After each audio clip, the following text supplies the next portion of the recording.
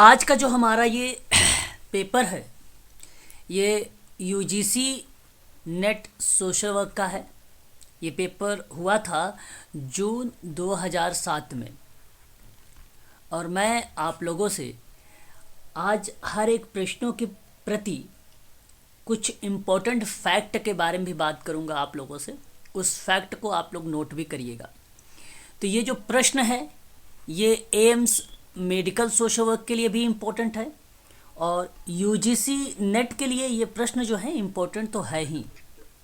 ठीक है, तो आप लोग थोड़ा सा जवाब भी दीजिएगा। हमारे सामने पहला प्रश्न एक बार म्यूट हो जाइएगा। डंकन का सामाजिक आर्थिक सूचकांक, इसको हम SEI निम्नलिखित में से एक को मापता है। जो डंकन का सामाजिक आर्थिक सूचकांक था वो 1967 में आया था। अब ये जो सामाजिक आर्थिक सूचकांक मापता था तो किसका, क्या व्यावसायिक लक्ष्य को, व्यावसायिक जोखिम को, व्यावसायिक अंतर को कि व्यावसायिक लाभ को, किसको? सामाजिक आर्थिक स्थिति भी किसी व्यक्ति का कार्य अनुभव और व्यक्ति या परिवार की संसाधनों तक आर्थिक पहुंच और दूसरों के संबंध में सामाजिक स्थिति का एक आर्थिक और समाजशास्त्रीय संयुक्त कुल उपाय माना जाता है।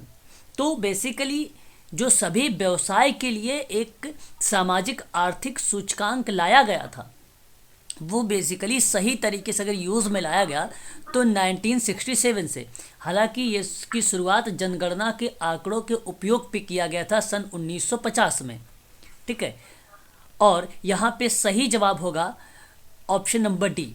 1950 में भी वर्गीकृत किया गया था। तो किसी क्षेत्र के सामाजिक आर्थिक लाभ या नुकसान के सापेक्ष स्तर का जो वर्णन करने की क्रिया थी वो डंकन का सामाजिक आर्थिक सूचकांक था। तो पहले का सही जवाब जो होगा वो ऑप्शन नंबर आपका डी करेक्ट होगा, व्यावसायिक लाभ।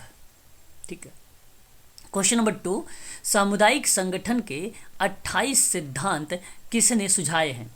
क्या डनहम, मुर्रे-जीरोस की, अल्जोनी की, स्कैनज़ोर की? जी, यहाँ पे जवाब क्या होना चाहिए? A, author Dunham. Very good. यहाँ पे सही जवाब ऑप्शन नंबर जो पहला वाला है ये करेक्ट जवाब है। इनके 28 सिद्धांत थे और मुर्रे-जीरोस के कुल टोटल कितने सिद्धांत थे?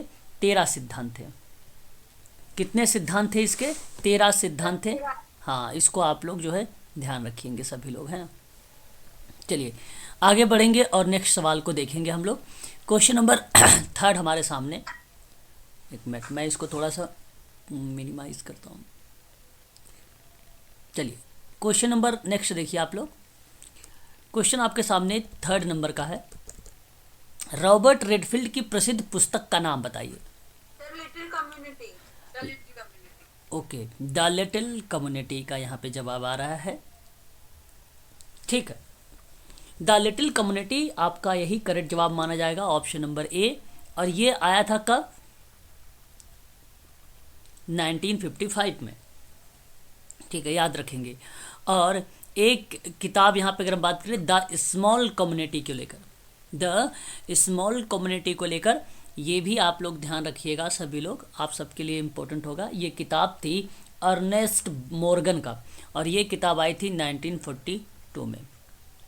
मॉर्गन, इसको आप सभी लोग जो है नोट कर लीजिए।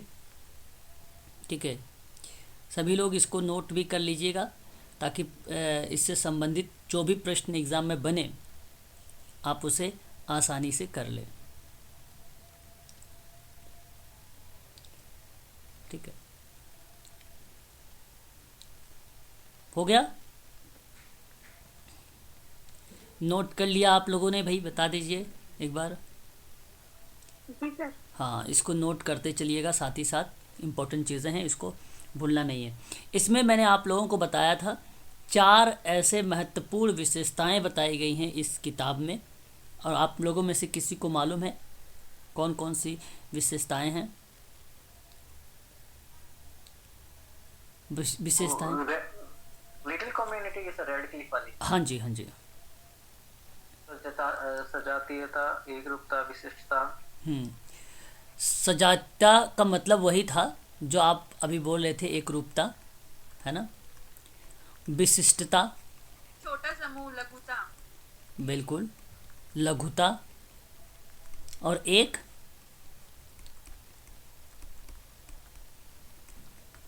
आत्मनिर्भरता। ठीक है, ये चार ऐसे शब्द हैं जो पेपर में आप लोगों से पूछे जाते हैं। आपको ध्यान रखना है एक और चीज़ यहाँ पे, the little book of encouragement करके किताब आती है। अगर मैं आपसे बात करूँ, the little book of encouragement, और इस किताब की बात अगर करें तो नाम आता है दलाई लामा। दला का मतलब है।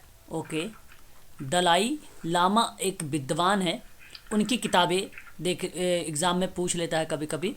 ये भी आप लोगों को जो है ध्यान रखना होगा। और इसके संबंध में अगर मैं आप लोगों से बात करूं तो ये जो किताब है बेसिकली तिब्बती आध्यात्मिक नेता ये थे दलाई लामा। और इसमें बेसिकली किताब में अगर हम बात करें, भारत की समृद्ध सभ्यता की विरासत की प्रशंसा की गई थी। और उसकी जो करुणा और अहिंसा की जो दीर्घकालिक परंपराएं थी, वह परंपराएं इस किताब में निहित हैं। ठीक है, तो इसको आप चाहे तो ध्यान भी रख सकते हैं। ठीक है, इस किताब के बारे में। पेपर की जो कम्युनिटी का फोर्थ है ना, विशेषता आपने क्या हुआ? जो आत्मनिर्भर है ना, हाँ, मैं क्लियर कर दूं। मतलब अपना जो समुदाय होता था उसी में लोग एक दूसरे के साथ वो कॉन्सेप्ट था क्या? आप क्या कह रहे हैं, फिर से बताओ, आप क्या कहना चाहते हैं? चलिए चार, फोर्थ का ऑप्शन थोड़ा क्लियर कर एक्सप्लेन कीजिए। ये आत्मनिर्भरता है। इस किताब में आत्मनिर्भरता, विशिष्टता, लघुता और एकरूपता जैसी चार विशेषताओं के बारे में वर्णन किया गया था इस किताब में।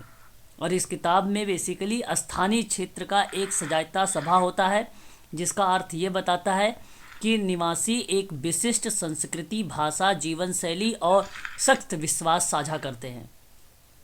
यहाँ पर इसमें बेसिकली यही चीज़ें बताई गई है, एक छोटे समुदाय के बारे में, एक छोटे समुदाय के लक्षण के बारे में भी यही चीज़ें हमारे सामने देखने को मिलता भी है। ठीक है, इनके बारे में अगर हम बात करें तो कल की क्लास में भी मैंने आप लोगों को बताया था, जो आत्मनिर्भरता है वह बताता है कि छोटा सदस्य जो होता है वो पालने से कब्र तक की व्यवस्था में है। यह जन्म से लेकर मृत्यु तक की व्यक्ति की सभी गतिविधियों और ज़रूरतों को पूरा करता है। इससे संबंधित मैत्रीपूर्ण परिवारों का एक समूह होता है, ठीक है, जिसमें से प्रत्येक पारिवारिक क्षेत्र को नियंत्रित करना और उसका विशेष उपयोग करना आत्मनिर्भरता का है। अनम्यूट है, उसके पीछे से बैकग्राउंड आ रहा है ठीक है। काफी, आपकी आवाज बहुत ज्यादा आ रही है। हाँ, म्यूट हो जाइए। कौन म्यूट अनम्यूट है भाई? म्यूट हो जाइए, है ना। अब ध्यान रखिए, आगे बात करते हैं क्वेश्चन नंबर 4 के बारे में। कीबोटिज्म। कीबोटिज्म की अगर हम बात करें तो ये बेसिकली इंग्लिश में भी यही शब्द आता है। ठीक है, कीबू, ठीक है, टिज्म का अर्थ क्या होता है? क्या अर्थ होता है? ये बेसिकली एक ग्रामीण समुदाय है जो पारस्परिक सहायता और सामाजिक न्याय के लिए समर्पित है ना। और क्यूबिटिज्म का जो बेसिकली अगर हम बात करें यहाँ पे, इसका जो अर्थ होने वाला है वो सहकारी जीवन यापन है। और यह एक प्रकार का समझौता था इज़राइल में, है ना। और ये कृषि पर आधारित है। कीबुटिज्म कृषि पर आधारित ग्रामीण समुदाय में। ऑप्शन सहकारी जीवन यापन है, ऑप्शन नंबर सी सही है। यहाँ पे संकट नहीं होगा, सामान्य हित भी नहीं होगा और समुदाय की सहभागिता भी नहीं होगी। ठीक है, याद रखेंगे। मुर्रेजी रॉस ने कहा कि सामुदायिक संगठन के 3 मार्ग सुझाए हैं। ठीक है, इन पे मैं बात करूंगा आप लोगों से कल की क्लास में। ये बेसिकली उपागम है ना, ये इस पर मैं चर्चा कल करूंगा। विशिष्ट कथ्य मार्ग और सामान्य कथ्य मार्ग नीचे दिए गए, तीसरा मार्ग कौन सा रहा फिर बताइए? प्रक्रिया? हाँ जी सर, प्रक्रिया मार्ग। एक सामान्य रूपरेखा है, एक विशिष्ट रूपरेखा है और एक प्रक्रिया की रूपरेखा है, प्रोसेस अप्रोच है, और ये रॉस का है, याद रखेंगे। आपको पता होना चाहिए सिद्दीकी जी के बारे में भी, इन पर भी हम बात करेंगे कल क्लास में। सिद्दीकी जी ने एक प्रतिवेश की बात किया है, एक व्यवस्था के बारे में बात किया है और एक संरचनात्मकता के बारे में बात किया है।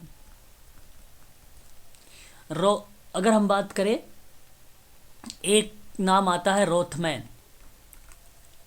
रोथमैन की बात करेंगे तो 1967 का है इनका। एक स्थानीय आता है इनमें, एक सामुदायिक आता है, सामुदायिक नियोजन, और एक सामुदायिक क्रिया, जिसको हम लोग कहीं कहीं सामाजिक क्रिया भी बोलते हैं, लिखा हुआ मिल जाता है। तो ये 3 आपको ये भी याद रखने हैं। ऑप्शन नंबर बी करेक्ट रहेगा। राष्ट्रीय युवा नीति का प्रवर्तन डैश में हुआ है, बताइए?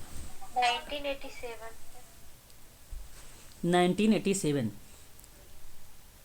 और भी कोई? 1988। वेरी गुड, सही जवाब। ऑप्शन नंबर सी करेक्ट होगा यहाँ पे, 1988 इज द राइट आंसर होगा।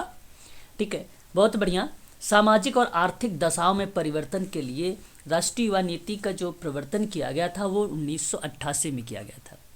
जो 1987 है जो, वो मानसिक स्वास्थ्य अधिनियम, और जो 1986 है वह किशोर न्याय अधिनियम, और जो 1989 है वो संयुक्त राष्ट्र के मानव अधिकार आयोग के द्वारा अधिकार कन्वेंशन की बात करता है, 20 नवंबर 1989, है ना। और 2003 में एक नई पुनरीक्षित युवा नीति तैयार भी की गई है, ये भी आपको ध्यान रखना है, 2003 में। ठीक है, याद रखेंगे आप सभी लोग। तो अगर आप लोगों से प्रश्न जब कभी पूछा जाए, कोई भी व्यक्तिगत पूछता भी ऐसे में भी है ना, कि राष्ट्रीय युवा नीति की घोषणा कब हुई, तब वहां पे क्या जवाब आपका होगा? राष्ट्रीय युवा नीति 86। देखिए, समझिए बात को। आपका जब कभी प्रश्न पूछे कि भारत में संसद में पहली बार राष्ट्रीय युवा नीति बनाई गई या रखी गई, तो वह वर्ष आएगा 1988 का ही आएगा। ठीक है, ध्यान रखेंगे। इसका उद्देश्य याद रखेंगे कि युवाओं के लिए उसके व्यक्तित्व और उनकी कार्यात्मक क्षमताओं को विकसित करने के अवसर पैदा करता है। इस तरह उन्हें आर्थिक रूप से उत्पादक और सामाजिक रूप से उपयोगी बनाता है। ठीक है, नीति के अकॉर्डिंग अगर हम बात करें तो जागरूकता निर्माण, बड़े पैमाने पर शिक्षा, व्यक्तित्व विकास, चरित्र निर्माण, शारीरिक फिटनेस, देश के विभिन्न हिस्सों से युवाओं के बीच संपर्क को बढ़ावा देना और उत्कृष्ट कार्यों के लिए पुरस्कार के माध्यम से युवाओं को प्रोत्साहन प्रदान करने के उद्देश्य से क्रिया का आह्वान कराना। ठीक है, तो यह आप लोगों को ध्यान रखना है। ठीक है, और मानव संसाधन विकास मंत्रालय ने युवा मामले और खेल विभाग को नीति के क्रियान्वयन, निगरानी और मूल्यांकन के लिए एक नोडल एजेंसी के रूप में नामित किया गया है। तो ये भी आपको यहाँ पर ध्यान रखना है। इसका सही जवाब ऑप्शन नंबर जो सी है वही करेक्ट माना जाएगा। ठीक है, इसको आपको ध्यान रखना है। आगे बात करेंगे क्वेश्चन नंबर 7 के बारे में। ओनाइट एक समाजशास्त्री है, ने सामुदायिक संगठन के नीचे लिखे में से किस में विश्वास करता है? क्या नया या नए निर्देशन या नया दर्शन या नई संस्कृति या नया समन्वय? किस में आप इसका सही जवाब देना उचित समझेंगे? ओनाइट समाजशास्त्रियों ने, ओनाइट जो समाजशास्त्री थे वो सामुदायिक संगठन के अंतर्गत बताओ किन में से विश्वास करते हैं? तो डी में नया डी में, समावेशन। बिल्कुल यही करेक्ट होगा। नया दर्शन भी नहीं होगा आपका, बाकी संस्कृति और जो निर्देश है ये तो होगा ही नहीं। आपका नया समन्वय ही आपका करेक्ट माना जाएगा यहाँ पे। रॉबर्ट ओवेन की रिपोर्ट में व्यापक लेवल पर एक समाजवादी आंदोलन के बारे में जिक्र किया गया था और वहाँ ये भी चीज़ें बताई गई कि सामुदायिक प्रयोग जो है न्यू मोरल वर्ल्ड और ओवेन के नए सद्भाव के परिकल्पना पर उत्तराधिकार थे। तो बेसिकली लोग एक दूसरे से कोऑर्डिनेट होते हैं, सामुदायिक संगठन में एक दूसरे से लोग कोऑर्डिनेट होंगे, तब जाके वहाँ वो प्रक्रियाएं जो है आगे बढ़ेगी। और सबसे पहले अगर ब्रिटेन में ओनाइट सोशियोलॉजिस्ट या आप कह लीजिए समाजशास्त्रियों के द्वारा ही समुदाय के बारे में बात की गई थी ब्रिटेन में। कहाँ पर? ब्रिटेन में। और भूमिका किससे लेकर था? नया कोऑर्डिनेशन को लेकर, आप कह लीजिए harmony. Option number D correct होगा, नया समन्वय। ठीक है। उपसंस्कृति को किस दूसरे नाम से जाना जाता है? उपसंस्कृति को क्या सांस्कृतिक द्वंद्व कहेंगे, सांस्कृतिक संकट कहेंगे, सांस्कृतिक पश्च या लैग, या सांस्कृतिक अस्तित्व कहेंगे? बताइए। सर सी, सांस्कृतिक। ओके, सी आपका जवाब आ रहा है। नहीं सर, सांस्कृतिक सह अस्तित्व होता है। Culture lag. आप लोगों ने नाम, इस किताब का नाम तो भली भांति तरीके से सुना भी होगा, कल्चर लैग के बारे में। किताब में भी खूब पूछा जाता है ना। तो जो कल्चर लैग की किताब थी, जहाँ पे एनिमी एंड सिंगल ओमैन है ना, इत्यादि जैसी प्रक्रियाओं पर जिक्र भी किया गया था। तो मैं आप लोगों से कहूँगा कि जो कल्चर लैग है, जो संस्कृति पश्च है, एक भौतिक संस्कृति और अभौतिक संस्कृति के बीच के अंतर को सांस्कृतिक अंतराल के रूप में जाना गया था इसको। तो सांस्कृतिक अंतराल इस धारणा को संदर्भित करती थी जहाँ संस्कृति को तकनीकी नवाचार को पकड़ने में समय लगता था और उसी के परिणाम स्वरूप होने वाले जो सामाजिक समस्याएं थे, उन्हीं समस्याओं पर इस तरह से उन्होंने अंतराल के रूप में कारणों को व्याख्या किया था। तो कहीं कहीं इसको सांस्कृतिक विलंबन भी कहा जाता है। किसी किसी किताबों में या पेपर में भी हमें देखने को मिलता है सांस्कृतिक विलंबन। ठीक है। अब आप जानते हैं सोशल चेंज 1922 में आगबंड ने लिखा। आगबंड के अकॉर्डिंग ही संस्कृति को मोटे तौर पर दो भागों में डिवाइड किया गया, एक भौतिक था, एक अभौतिक था, है ना। आगबंड ने ही 1922 में चेंज किया था, आपको मालूम होगा सोशल चेंज के बारे में। अब संस्कृति के ये दोनों भागों पे अगर हम बात करें तो समान गति से परिवर्तित नहीं होता है। कहीं कारणों से एक भाग आगे बढ़ जाता है तो दूसरा पीछे छूट जाता है। तो ऐसी कंडीशन पे सांस्कृतिक विलंबना, जिसको हम बोलते हैं कल्चर लैग, की स्थिति पैदा हो जाती है और इससे समाज में व्याधियां उत्पन्न होने लगती है। जैसे ही पीछे छूटे हुए भाग को आगे लाया जाता है तो समाज में परिवर्तन होता है। इस तरह से आगबंड ने कहा कि जो सांस्कृतिक लैग है, समाजशास्त्रियों के हाथ में एक मंत्र है जिसके द्वारा समाज परिवर्तित होता है। समाज परिवर्तित होता है। ठीक है। तो ये बात आपको ध्यान रखने, और उसके बाद बहुत सारे विद्वान आए जिन्होंने अलग अलग तरीके से उसकी आलोचना भी कर दी थी। तो यहाँ जो सही जवाब होगा आपका ऑप्शन नंबर सी करेक्ट माना जाएगा। सोशल चेंजेस की बात अगर करेगा तो वह किताब का नाम आप लोग ध्यान रखिएगा 1922 में। और जब आप लोगों से पूछा जाएगा कल्चर लैग के बारे में तो आप लोग भी नाम लगाएंगे उन्हीं विद्वान का, आगबन का ही। लेकिन अब ध्यान रखिएगा ये जो कल्चर लैग है इस किताब का अगर प्रकाशन की बात अगर हम करें तो 1964 लगाइएगा, 1964। और ऑन कल्चरल एंड चेंज की बात अगर करें तब भी आगबन का नाम आएगा सांस्कृतिक लैग में ही। क्या? ऑन कल्चर एंड चेंज करके 1964 में ही, 1964 यानी 1964। क्या आप लोगों की ये चीज़ें कंफर्म हुई?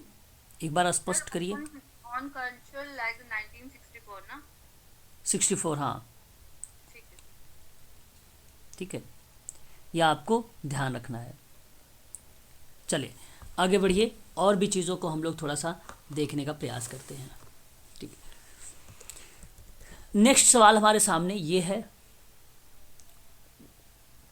अच्छा, अब एक एक के बारे में अगर आप जानना भी चाहें, सांस्कृतिक द्वंद्व क्या होता है, जिसको हम लोग बोलते हैं कॉन्फ्लिक्ट। ये संस्कृति संघर्ष है। संस्कृति संघर्ष का सिद्धांत को सांस्कृतिक विचलन के सिद्धांत के रूप में जाना जाता है, और ये थर्स्टन सेलिन ने दिया था। क्या नाम था उसका?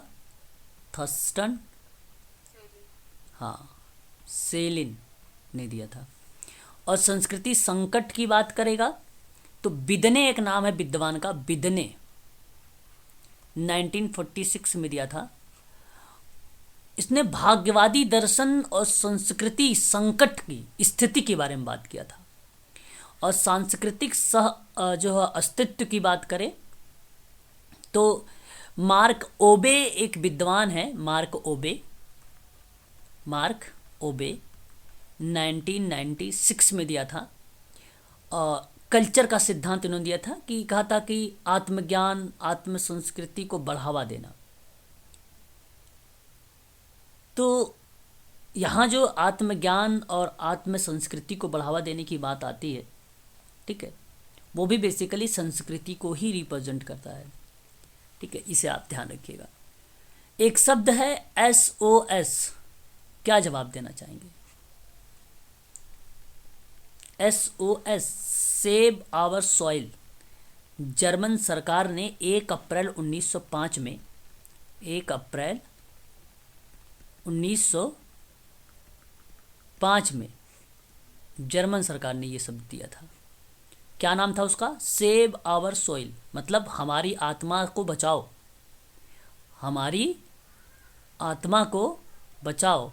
ऑप्शन नंबर क्या होगा यहाँ पे? बी करेक्ट माना जाएगा, है ना। फैक्ट है, इंपॉर्टेंट फैक्ट है, इसको आप ध्यान रखेंगे। ठीक है, क्लियर है? देखिए ये क्वेश्चन आप लोगों से पढ़ाया भी जा चुका है, आप लोग को मालूम भी होगा। 1601 के निर्धन पुअर कानून से संदर्भित किया जाता है। 40 एलिजाबेथन, 41 एलिजाबेथन, 42 एलिजाबेथन, 43 एलिजाबेथन। 40 ये होते हैं ना sir? 43 is the right answer होगा। आपको बता दूं, आपको इसमें एक याद रखना होगा, द लॉ ऑफ सेटल, है ना, सेटलमेंट एक्ट पारित को लेकर 1662, और एक वर्क हाउस एक्ट याद रखना होगा, वर्क हाउस एक्ट 1982 याद रखना होगा इसमें। और लॉर्ड जॉर्ज हैमिल्टन के द्वारा ये एक्ट में बेसिकली भूमिका थी। ठीक है, इसमें। और ये 43 के नाम से जाना जाता है। ऑप्शन नंबर जो डी वाला है ये करेक्ट है आपका, है ना। इसी में 3 टाइप के निर्धन के बारे में जिक्र भी किया गया था, पता होना चाहिए आपको। समर्थ निर्धन, असमर्थ निर्धन और आश्रित बच्चे। हाँ, आप ये कह लीजिए कि स्वस्थ शरीर वाले निर्धन, स्वस्थ शरीर वाले निर्धन, जिसको हट्टे कट्टे निर्धन को भी कहीं ना कहीं रिप्रेजेंट किया जाता है। और एक होता है शक्तिहीन निर्धन, और एक होता है आश्रित निर्धन या आश्रित बच्चे। इनको भी आप ध्यान रखिएगा। 3 शब्द। हट्टे कट्टे निर्धनों को कहा जाता है, बताइए क्या? अब ध्यान दीजिएगा, ग्रामीण निर्धन तो नहीं होगा, शहरी निर्धन भी नहीं होगा, या तो सामर्थ्य निर्धन होगा या तो दिव्यांग निर्धन होगा। आप किसको लगाना उचित समझेंगे? सर ए। ए। देखिए, एक मजबूत भिखारी एक ऐसा व्यक्ति था या है जो फिट और काम करने में सक्षम था, लेकिन इसकी बजाय भी वह भीख मांगता है। एक सक्षम भिखारी या दान या राहत पाने वाला जो अपना जीवन यापन करने में सक्षम है। सामर्थ्य निर्धन कहा गया। बेसिकली एक दिव्यांग है, उनका ध्यान रखना या उसके लिए तैयार करना। तो दिव्यांग निर्धनों के लिए बहुत सारी जो है बनाई गई हैं कानून या एक्ट आया है, जिसके बारे में पढ़ा भी चुका हूँ। RPWD एक्ट काफ़ी इम्पोर्टेंट है दिव्यांग बच्चों के लिए, है ना। यहाँ एबल बॉडीड की बात जो हो रही है, ठीक है, एबल सामर्थ्य निर्धन, है ना। हट्टे कट्टे निर्धनों को कहा जाता है। ऑप्शन नंबर ए करेक्ट है। आपको अभी कल की क्लास में मैंने आप लोगों से बात किया था CCC के बारे में। ये वही CCC है, कम्युनिटी चेस्ट एंड कंपोनेंट। किससे संबंधित होगा ये? समुदाय संदूक, मैंने कहा था किट के नाम से भी जाना जाता है, संदूक के नाम से भी जाना जाता है, संसाधन। हाँ, ऑप्शन नंबर आपका ए ही करेक्ट रहेगा यहाँ पे, है ना। कल की क्लास में इस पे जिक्र हुआ था। सोशल केसवर की प्रभाव विषुणता, जिसको हम लोग विभुत्व का अध्ययन किसने किया है? आपके सामने 4 ऑप्शन है। एक फिस्टर जोएल है ना, फिस्टर जोएल। यहाँ पे फिस्टर जोएल ही करेक्ट जवाब होगा। इन्होंने इफेक्टिव केस वर्क प्रैक्टिस के बारे में बात किया था, मतलब सामाजिक केस वर्क की प्रभावशीलता के बारे में बात किया सन 1976 में, 1976 में। यही करेक्ट है आपका। और जो गायडर जॉन महोदय हैं, इन्होंने समाज कार्य शोध के बारे में बात किया है, समाज कार्य शोध के बारे में देखा है। और जो ऑपेस्टेन इरविन महोदय हैं, इन्होंने research technique for clinical social worker के बारे में बात किया है, मतलब जो शोध की तकनीकी है, इस शोध की तकनीकी के लिए चिकित्सकीय सामाजिक कार्यकर्ता के बारे में बताया है। और एक आते हैं कोहेन जैकब के बारे में। और जैकब एक सिंड्रोम है। मैंने आपको कल जब मेरी क्लास हो रही थी तो वहाँ पे साइकोलॉजी की थोड़ा सा मैंने मानव व्यवहारों में जिक्र किया था जैकब के बारे में। और जो कोहेन जैकब हैं, इनकी भूमिका व्यवहार विज्ञान के सांख्यिकीय शक्ति का विश्लेषण पर नाम आता है, और ये नाम आता है 1969 में। ठीक है, इसको आप लोग को ध्यान रखना है। सर एक बार थर्ड बता दीजिए। समाज कार्य शोध में गाइडर जॉन महोदय ने रिसर्च किया है, अध्ययन किया है ना। सर जॉन ने सेकंड का बताना है। एपेस्टीन इरविन, हाँ जी। Research technique for clinical social worker. Understanding approach और मैनिपुलेटिंग अप्रोच। आपके सामने ये पद्धति का इस्तेमाल किसने किया, बताएं। सर ये काउंसलिंग में है। काउंसलिंग ऑप्शन नंबर सी की तरफ जा रहे हैं आप। ओके, अंडरस्टैंडिंग अप्रोच और मैनिपुलेटिंग अप्रोच मतलब एक पद्धति है। और अगर हम इसके बारे में बात करें तो इसका जो सही जवाब होगा ऑप्शन ए होगा, समुदाय की सहभागिता पर। ये जो काउंसलिंग शब्द है, ठीक है, ये काउंसलिंग शब्द दिया गया है बर्था रेनॉल्ड के द्वारा, है ना, बर्था रेनॉल्ड के द्वारा, ठीक है। इसका सही जवाब अंडरस्टैंडिंग अप्रोच और मैनिपुलेटिव अप्रोच जो होता है, समुदाय में जब लोगों को सहभागी बनाया जाता है तो उस दौरान हम इस पद्धति को इस्तेमाल करते हैं कि भाई किसकी कैसी समस्या है, उसी के आधार पर मैनिपुलेट करके और उसको समझकर जो है आगे कार्य को बढ़ाया जाता है। तो इसका जो सही जवाब होगा ऑप्शन नंबर सही माना जाएगा ए, है ना, ऑप्शन नंबर ए माना जाएगा। आप लोगों को मालूम है सामूहिक सौदेबाजी? हाँ जी सर। बताइए सामूहिक सौदेबाजी क्या होती है? सर ये दो लोगों के बीच आई थिंक श्रमिक उसमें होती है ना। बिल्कुल, दो लोग, जैसे एक नियोक्ता होता है, एक श्रमिक होता है, हाँ जी। और नियोक्ता और श्रमिकों के बीच किसी समस्या के लिए किया गया वार्तालाप की जो प्रक्रिया होगी, किसी समस्या के परिप्रेक्ष्य में, लेकिन है ना, किया गया वार्तालाप की जो प्रक्रिया होती है वही बेसिकली सामूहिक सौदेबाजी कहलाती है, या आप कह सकते हो सामूहिक सौदाकारी भी। यह एक ऐसा माध्यम है जिसके द्वारा नियोक्ता और श्रमिक अच्छे कर्मचारी संबंध का निर्माण के लिए समझौता भी करते हैं, है ना। काफ़ी इम्पोर्टेंट ये पॉइंट है हम सब के लिए, एग्ज़ाम में पूछा जाता है। भारत में एक सामूहिक सौदेबाजी का जब प्रारंभ हुआ था तो सन 1947 में हुआ था। भारत में कब इसका प्रारंभ हुआ था? 1947।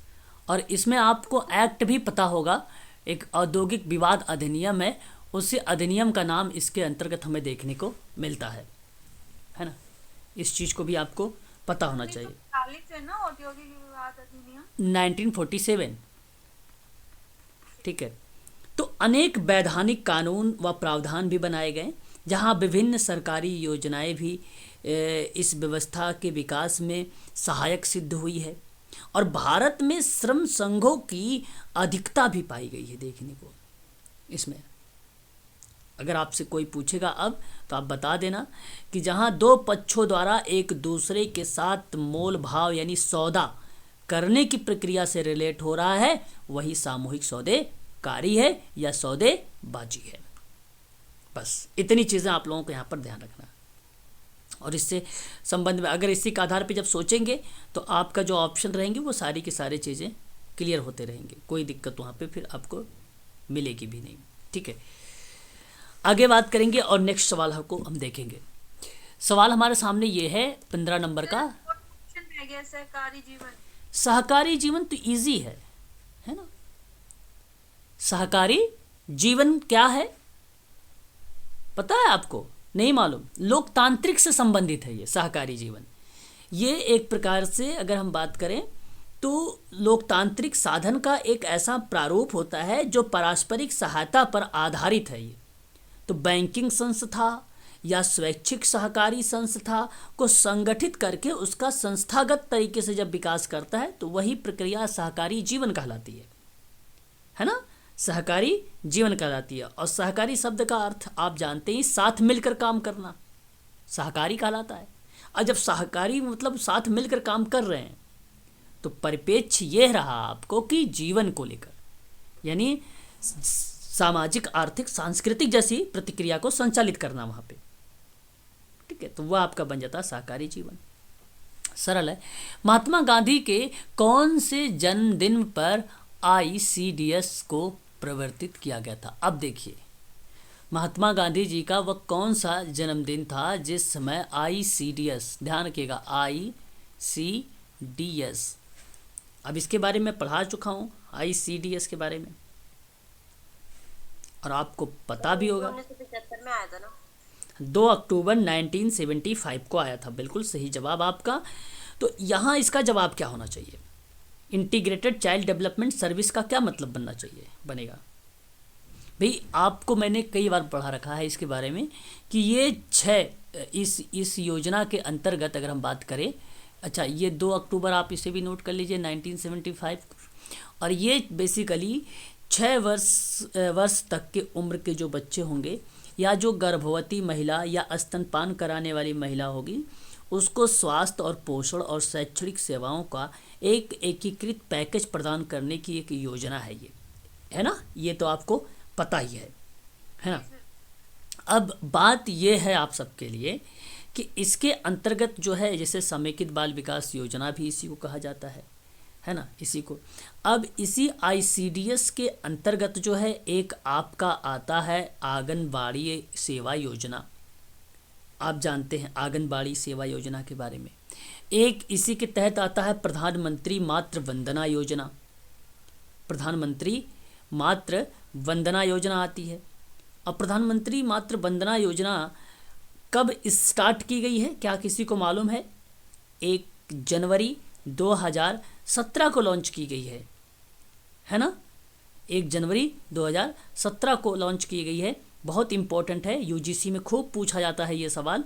और यह योजना के अंतर्गत भी गर्भवती महिलाओं को सीधे उनके बैंक खाते में नगद लाभ प्रदान किया जाता है, ताकि बढ़ी हुई पोषण संबंधी ज़रूरतों को पूरा किया जा सके और वेतन हानि की जो आंशिक क्षतिपूर्ति है उसको भी पूर्ति कर दी जाए, है ना। एक आता है क्रेच, यानी राष्ट्रीय क्रेच योजना, जिसको हम शिशु गृह बोलते हैं। क्रेच को हम लोग क्या बोलते हैं? शिशु गृह बोलते हैं। और ये जो राष्ट्रीय क्रेच योजना है ये भी 1 जनवरी 2017 को लॉन्च किया गया था। ये भी आपका 1 जनवरी 2017 को लॉन्च किया गया था। इसका उद्देश्य भी वही है कि कामकाजी महिलाओं के जो बच्चे हैं 6 माह से लेकर 6 वर्ष के आयु तक के बच्चों को दिन भर की जो देखभाल की सुविधा होगी वो प्रोवाइड कराई जाएगी उसमें। ये बात शिशु गृह योजना के अंतर्गत बात कही गई थी, ठीक है। ये भी आपको ध्यान रखना है। इसके अंतर्गत एक आता है किशोरियों के लिए योजना। किशोरियों के लिए योजना का मतलब 11 से 14 वर्ष की आयु के स्कूल के अतिरिक्त भी किशोरियों के पोषण, जीवन कौशल, घरेलू कौशल प्रदान करना और सामाजिक स्थिति को सशक्त बनाना है और उसको सुधारना है। और जो समेकित बाल विकास सेवा के अंतर्गत जो आप किशोरी योजना की बात कर रहे हैं आप लोग, किशोरी योजना का, उसके अंतर्गत अगर हम बात करें तो 2016 और 17 में इसी परियोजना को एक अम्ब्रेला स्कीम के माध्यम से जो है यूज में लाया गया था। अम्ब्रेला स्कीम के माध्यम से इसको यूज में लाया गया था। एक आता है आपका बाल संरक्षण योजना भी आती, कठिन परिस्थितियों में बच्चों को सुधार और कल्याण हेतु योगदान देना। पोषण अभियान एक आया है, आपको मालूम होगा, ठीक है। तो ये चीज़ें हैं, इसको आपको ध्यान रखना है। बाकी एक राष्ट्रीय स्वास्थ्य मिशन की जो भूमिका है वो भी 2013 में देखने को मिली है। मध्यमान भोजन योजना है जो 1995 में शुरुआत की गई थी, है ना। तो ये सारी चीज़ें हमें ध्यान रखना पड़ेगा। अब प्रश्न ये है कि महात्मा गांधी जी के कौन सा वह जन्मदिन था, ठीक है, जिस समय इसकी जो है परिवर्तित किया गया था, ICDS को परिवर्तित कर दिया था। पता है आपको वह जन्मदिन था कौन सा? 105 नंबर का, यानी ऑप्शन नंबर A। 105 सर। हाँ, 105 नंबर का था और यही आपका करेक्ट जवाब हो जाएगा, 105।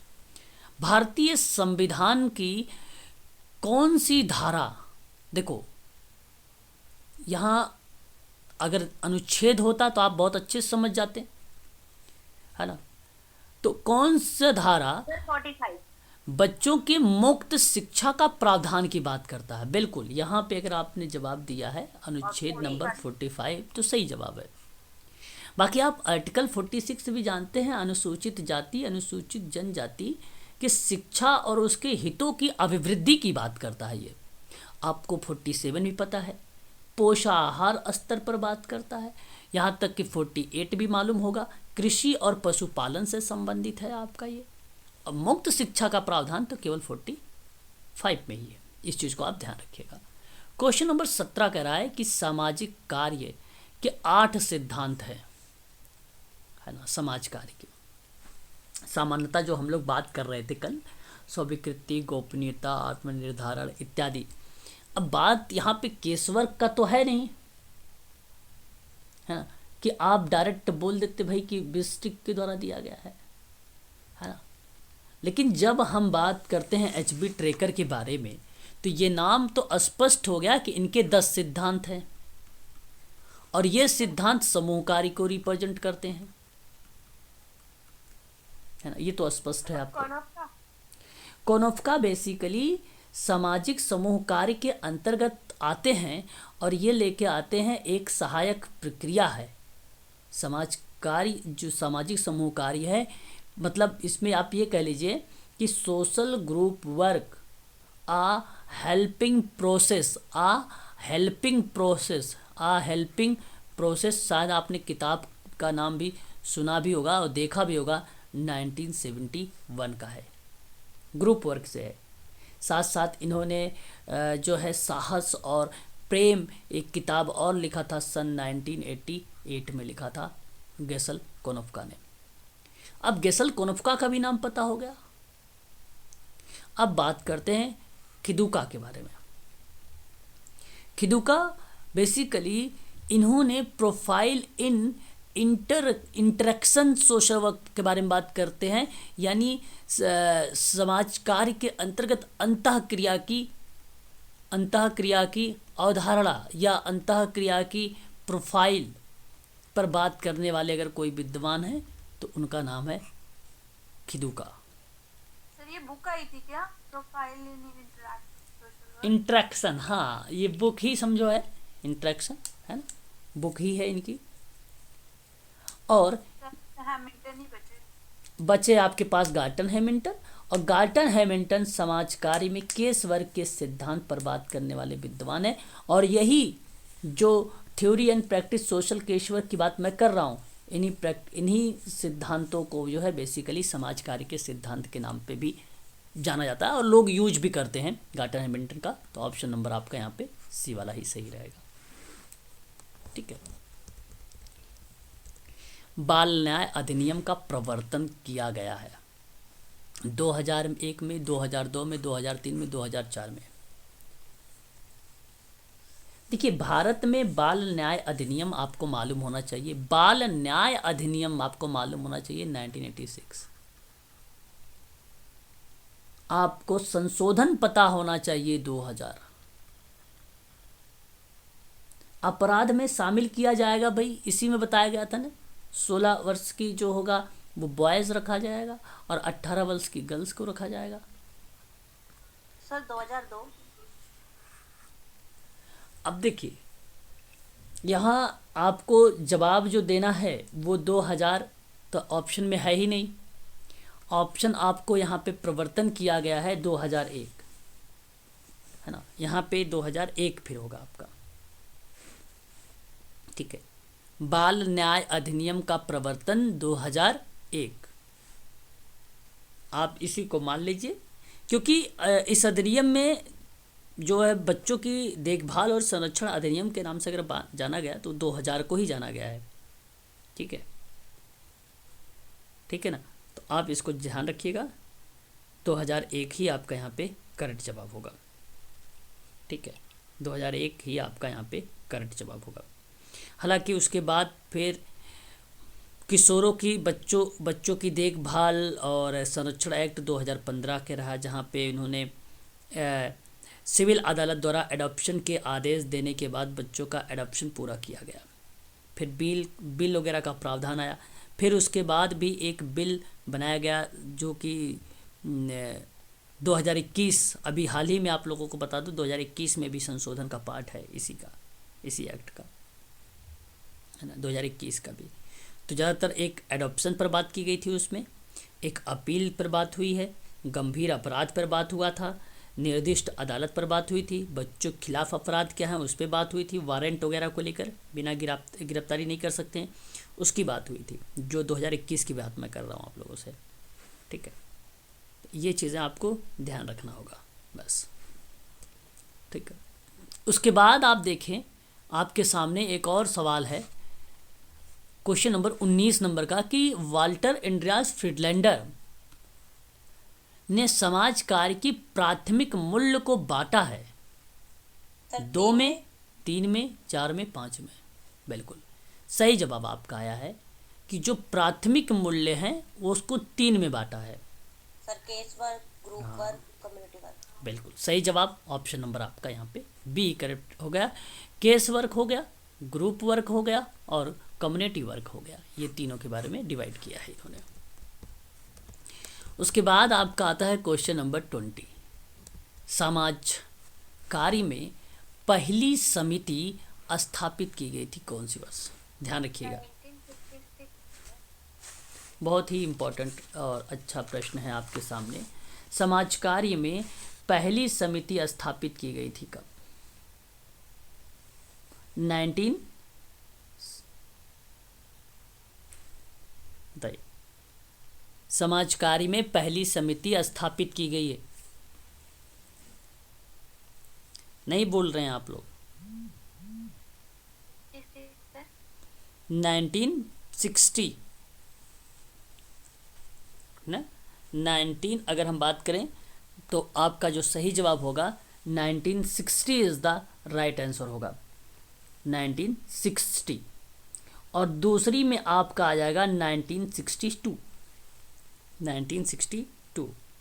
और शुरुआत हुई है समाज कार्य की अगर हम बात करें भारत में तो 1936। और भारत, ये नाम भी था क्या समितियों का कुछ? नहीं कुछ नाम नहीं है, समाज कार्य की समिति के नाम से, बेसिकली प्रथम द्वितीय के नाम से जाना जाता है इसको, कोई नाम नहीं था, है ना, कि कहीं पता चले कि रंगराजन समिति जैसे आई है उस तरीके के नाम हो, ऐसा कुछ नाम नहीं है, ठीक है। हाँ, तो याद रखिएगा। तो यहाँ पे सही जवाब हो जाएगा ऑप्शन नंबर आपका सी, ठीक है, ऑप्शन नंबर सी। तो समाज कार्य में अगर हम बात करें तो चिकित्सा स्वास्थ्य सेवा कार्यक्रम के माध्यम से इसको जोड़ा गया था, है ना, ठीक है, इसको आप ध्यान रखेंगे सभी लोग। और समाज कार्य की माता किसे कहा जाता है ये भी आपको ध्यान रखना है ना, जेम्स एडम्स को बोला जाता है। 1904 में बोस्टन के सिमंस कॉलेज की स्थापना हुई थी 1904 में, 1904 में बोस्टन में, है ना, इसको भी आपको ध्यान रखना है। क्वेश्चन नंबर लेते हैं 21 कि समाज कार्य के लिए सर दोराबजी टाटा स्कूल के पहले निदेशक का नाम बताना है। खिदुका कुमारप्पा और मंशा। बिलफर्ट मंसर्ट और बिली मोरिया। बिली मोरिया, मानसर। ओके, बिल्लू मोरिया वहाँ के प्रोफेसर रही हैं। चाइल्ड लाइन के बारे में एक अहम भूमिका इन्होंने जीरो बिल्लू मोरिया के द्वारा दिया गया है, आप जानते भी होंगे। जे.एम. कुमारप्पा की बात करें तो व्यवसाय समाज कार्य की शिक्षा पर एक महत्वपूर्ण इन्होंने बल दिया है। और खिदुका महोदय के बारे में अभी अभी हम लोगों ने देखा है। ऑप्शन सी जाएगा। हाँ, मंसर्ट का ही नाम करेक्ट हो जाएगा, उस समय प्रथम अध्यक्ष रहे ये। और जहांगीर रतन जी दादा भोय टाटा करके इनका नाम आता है पूरा। और इन्होंने टाटा समूह के अध्यक्ष के रूप में भूमिका निभाया। और सन 1936 में मुंबई में इसका एक पहला समाज कार्य का विद्यालय ओपन किया और प्रथम निदेशक के रूप में यही रहे। आज वर्तमान में सालनी भारत हैं। मन ग्रोथ गांव का संबंध किससे जुड़ा हुआ है? देखिए, भूदान आंदोलन का जो शुरुआत हुआ था भूमि से था और ये बेसिकली 1951 में जुड़ा हुआ था। सर्वोदय अभियान की बात करें तो 1951 का तो ये भी था। और यहाँ नाम जुड़ा था महात्मा गांधी जी का। और एक आपने नाम सुना होगा, रस्किन विद्वान थे जिन्होंने अनटू द लॉस्ट करके किताब लिखा था। उसी किताब के उसी विचार पर ये जो आधारित था, सर्वोदय, सबका विकास, सभी का उदय पर जिक्र किया गया था, इस शब्द पर, है ना। और एक आपका सामने आता है ग्रामदान अभियान। ग्रामदान बेसिकली विनोबा भावे से ये भी संबंधित है। ग्रामदान अभियान ये भी 1951 में ही शुरू किया गया था। पोचमपल्ली गांव से था। 200 गांव की यात्रा हुई थी इसमें। 56 से 40 लाख एकड़ से भी ज़्यादा ज़मीन जो है दान में मिली थी, है ना, ग्रामदान अभियान के माध्यम से। और एक कृषक अभियान है ना, कृषक अभियान है। और ये राष्ट्रीय किसान नीति जो 2007 है उसी से रिलेट है ये 2007। तो मन ग्रोथ गांव किससे संबंधित होगा बताएं? मन ग्रोथ गांव का संबंध किससे जुड़ा है? सर कृषक अभियान। कृषक अभियान, ओके। देखिए यहाँ अगर हम बात करें, जो यहाँ शब्द है आपके सामने मन ग्रोथ का शब्द, ये ग्राम दान अभियान, ग्राम दान अभियान से जुड़ा हुआ है। इसका सही जवाब जो होगा ऑप्शन नंबर, सॉरी कृषक से ही होगा, है ना, कृषक से ही होगा, कृषक अभियान से ही होगा। ऑप्शन नंबर आपका डी करेक्ट रहेगा। D is the right answer होगा, डी करेक्ट रहेगा आपका यहाँ पर, ठीक है। इसको आपको ध्यान रखना है। पोचमपल्ली गांव से ग्राम दान जुड़ा हुआ है ना। क्षमता और समता में वृद्धि होती है, बताएं। महिला सशक्तिकरण की, समुदाय सशक्तिकरण की, अपंग सशक्तिकरण की कि बाल सशक्तिकरण की, बताएं। बी कह रहे हैं आप कि जो क्षमता और समता में वृद्धि होती है वो समुदाय सशक्तिकरण की होती है। यही सही जवाब है, ऑप्शन नंबर आपका बी, है ना।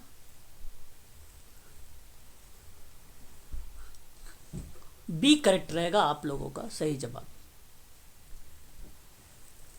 बी करेक्ट है। सामाजिक क्रिया विधि की मान्यता दी है। कार्यवाही का मतलब होता है क्रिया। गार्टन हैमिल्टन आपको पता हो चुका है केस वर्क से है ना। और मैरी रिचमंड का नाम प्रचार प्रसार विधान का जब नाम हम पढ़ते हैं परिभाषा, तो 1922 में इन्हीं की परिभाषा आती है सोशल क्रिया में। मैं जब सोशल क्रिया कराऊंगा तो इनकी परिभाषा लेकर आऊंगा सामने, देख लीजिए। सामाजिक क्रिया विधि की मान्यता दी है तो मैरी रिचमंड ने, फिर के द्वारा नहीं है, और फ्राइलैंड जो है ये बेसिकली फ्रीडलैंडर ही हैं, है ना। ऑथर फ्रिक का नाम यहाँ पे है, ठीक है। एलिटिस्ट एसोसिएशन एक्शन और पॉपुलर सोशल एक्शन शब्द किसने प्रचलित किया है? सर 24 का आंसर क्या है, क्या बताया आपने? Mary Richmond. Okay sir. जरा एक बार मुझे ये सवाल का जवाब बताएं आप लोग, है ना। Elitist social action and popular social action, sir Augustus A. Okay. यहाँ जवाब जो है आप लोगों का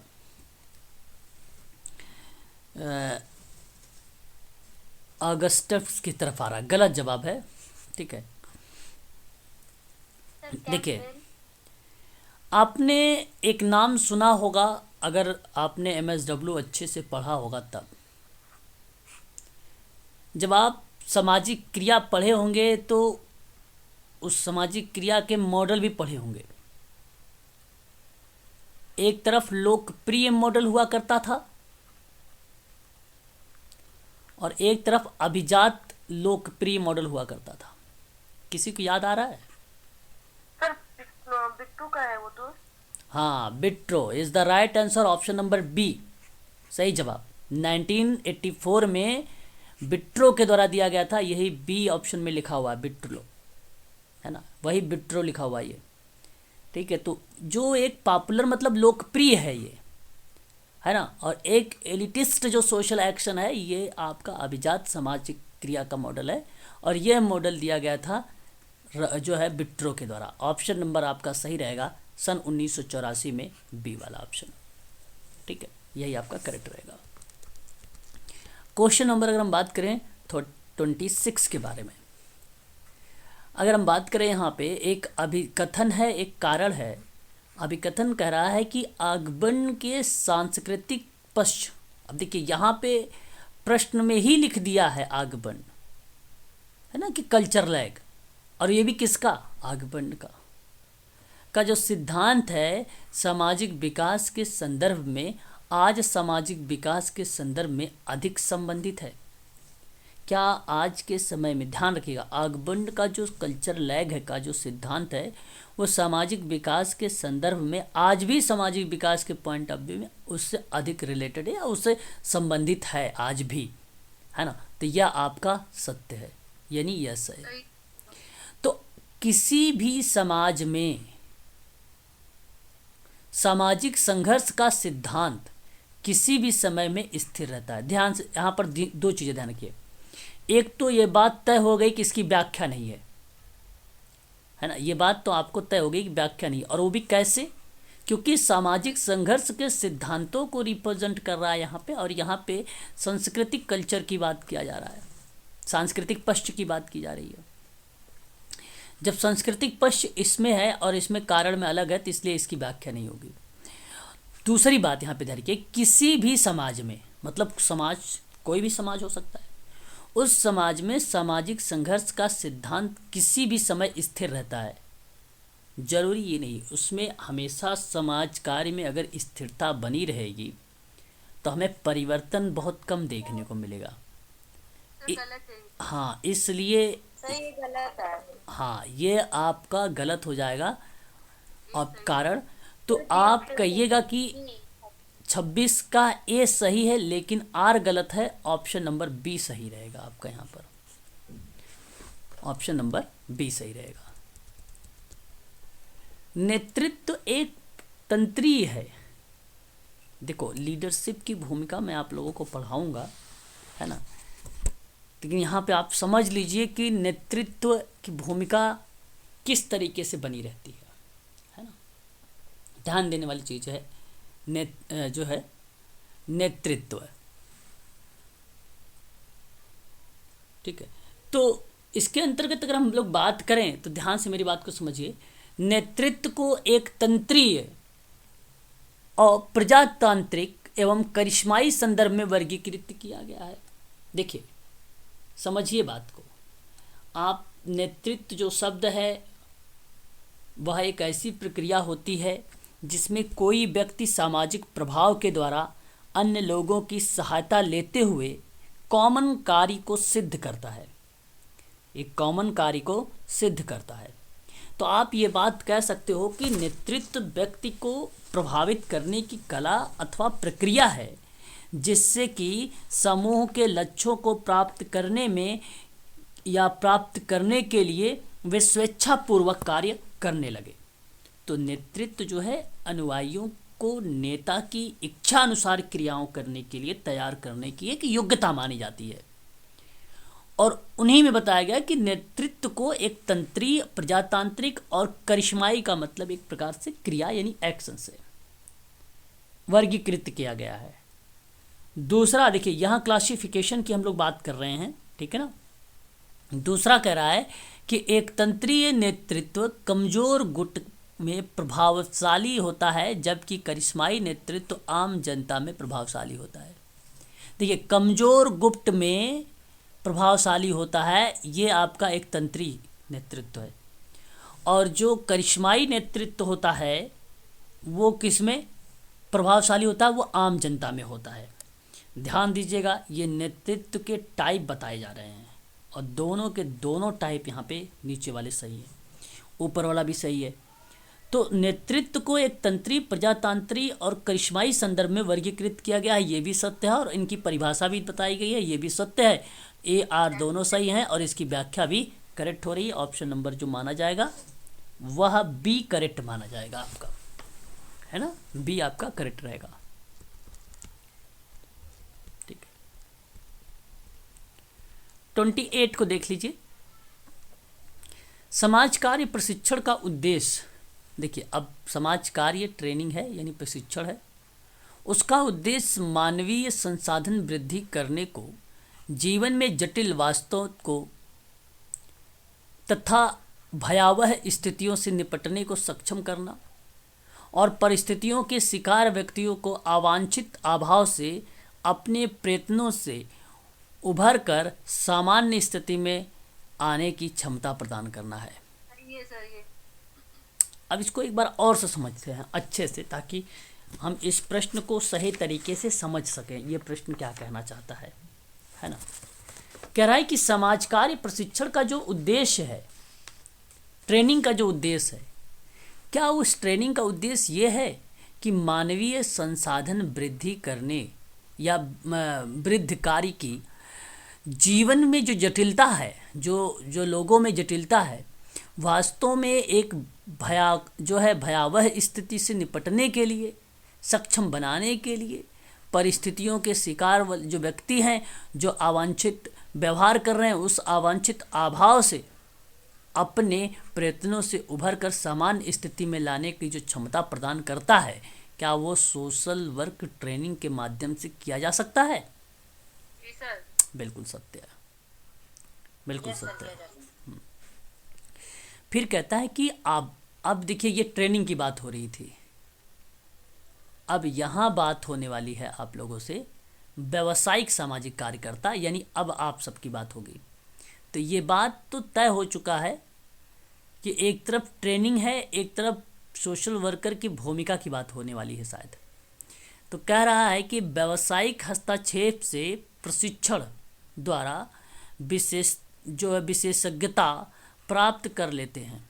बात सही है, प्रशिक्षण के माध्यम से विशेषज्ञता प्राप्त कर लेते हैं, लेकिन वे एकांतिक भाव से काम करते हैं, इसलिए कि वे अपने हस्तक्षेप का मतलब होता है इंटरवेंशन, या इंटरवेंशन मतलब अध्ययन प्रक्रिया है ना, अपने हस्तक्षेप की तकनीकी का मापन स्थिर नहीं कर पाते हैं।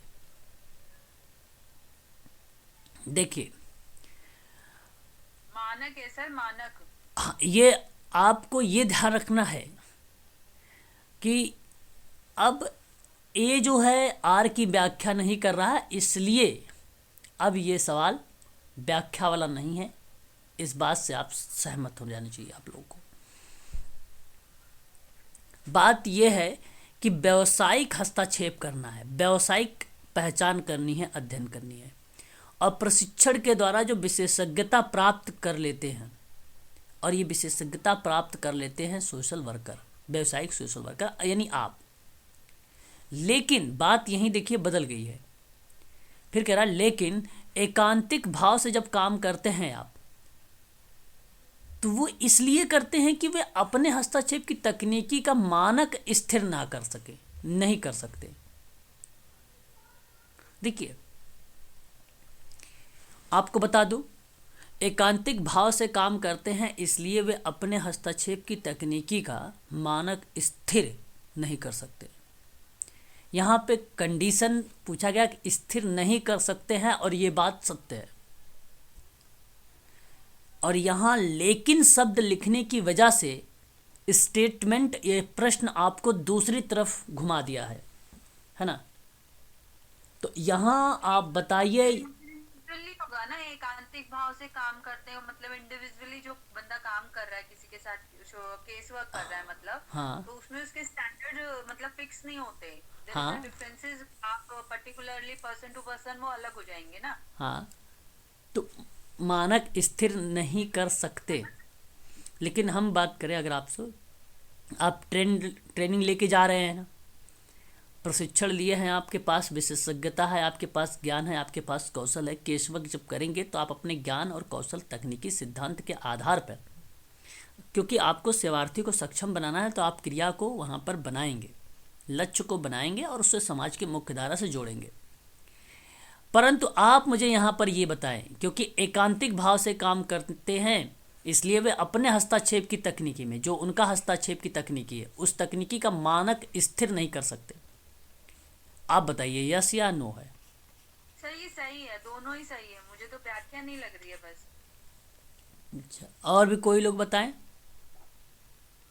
सर बी ए सही है, लेकिन आर ए की सही व्याख्या नहीं करता है। अच्छा, सर डी होगा, दोनों सही है। दोनों सही है, ओके। यहाँ सही जवाब ऑप्शन नंबर डी करेक्ट।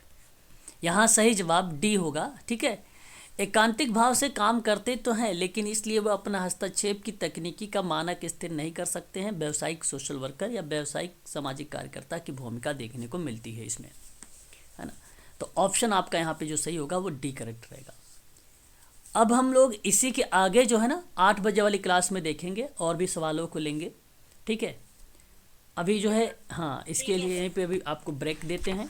ठीक है, और ये वीडियो अभी अपलोड नहीं करेंगे, ठीक है, इकट्ठा अपलोड करेंगे, है ना। क्वेश्चन नंबर 29 आपके सामने देखिए, कह रहा है कि अभिकथन कि गुट और विलक संगठनात्मक वातावरण के लिए कांटा यानी न्यूसेंस है। समझ रहे हैं इसका मतलब? गुट और जो है यहाँ पे विलक नहीं, किलक लिखा हुआ है, किलक है। गुट मतलब किलक, है ना। किलक जो है संगठनात्मक वातावरण के लिए न्यूसेंस है। इसका मतलब समझ रहे हैं आप क्या है ये? सर नहीं समझ में आ रहा। ओके, और भी लोग अपने थोड़ा बताएं जो किसी ने भी नहीं सुना है ये। हाँ? गुट संगठनात्मक वातावरण के लिए न्यूसेंस। चलो मैं बताता हूँ, अगर नहीं सुने तो जैसे गुटवाद है, जैसे गुट बन जाते हैं छोटे। बस बस बस बस समझ गए।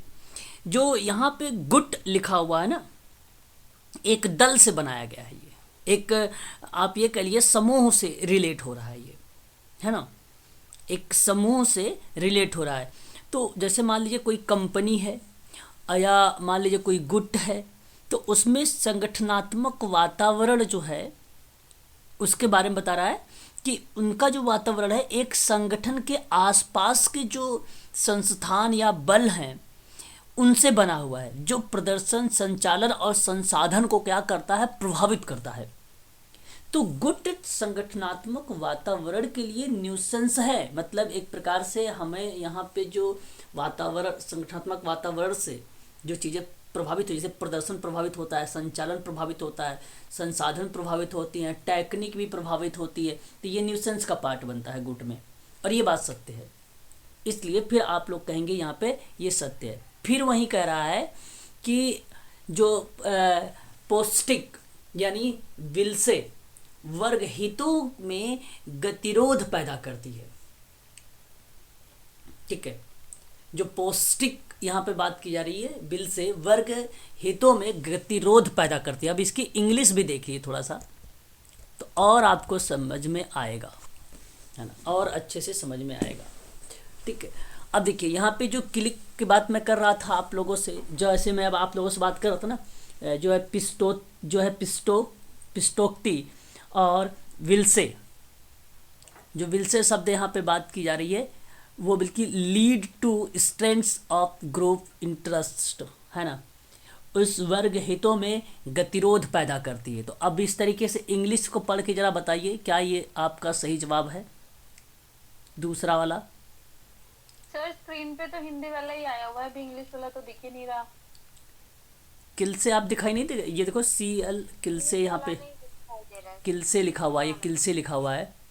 सर हिंदी वाला ही क्वेश्चन दिख रहा है, एक इंग्लिश मिनट, वाला नहीं दिख रहा। अब हाँ अभी दिख रहा है। ओके, देखिए ये जो शब्द आप देख रहे हैं ना किल से इंग्लिश में, इसका मतलब जो है इतनी बार दोहराई जा चुकी युक्ति,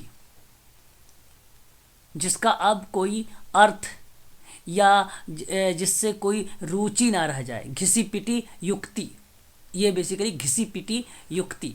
तो lead to strengths of group interest, है ना, ग्रुप इंटरेस्ट। मैं आप सबसे कहूँगा कि ये भी आपका सत्य है, और यही कारण है कि जो clique is a nuisance to organisation environment की बात कर रहा है, ये इसको रिलेट करता है ऑप्शन ए को। तो मैं कहूँगा कि both A and R correct, and A जो आर है, R is a correct interpretations of ए।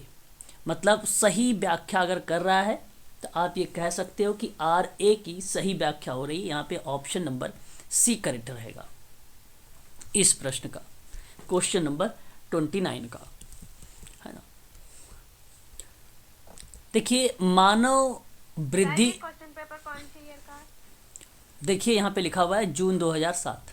2007। हाँ, मानव वृद्धि एवं विकास के सिद्धांत के अनुसार ज्वाइनिंग का मैसेज आया हुआ है कोई। ओके, प्रारंभिक विकास प्रवर्तित विकास में सहायक होता है क्या?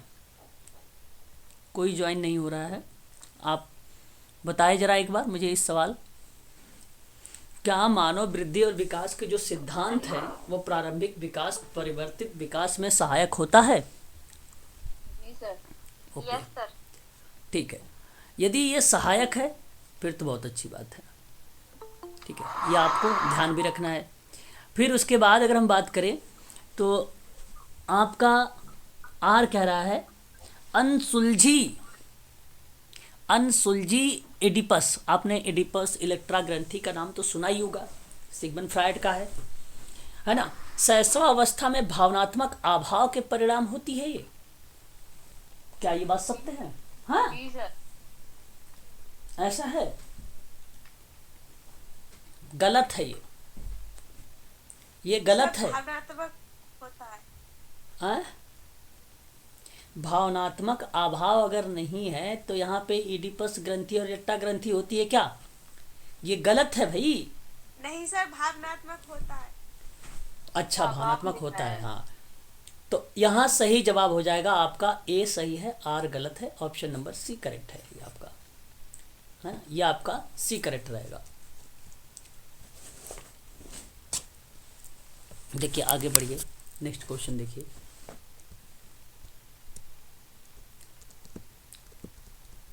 सही शब्द को पहचानो। केसवर्क का टूल्स कौन कौन से हैं? उपकरण, क्या होम विजिट टूल्स है? होम विजिट क्या सोशल केसवर्क के दौरान यूज किया जा सकता है? बताएं। जी सर। ठीक है। समरलाइजेशन मतलब आपको पता होना चाहिए। जनरलाइजेशन जो शब्द आता है सामान्यकरण वगैरह के लिए, जी क्या सर, समरी वगैरह के लिए हम यूज कर सकते हैं इसको भी? ठीक हाँ है। जी।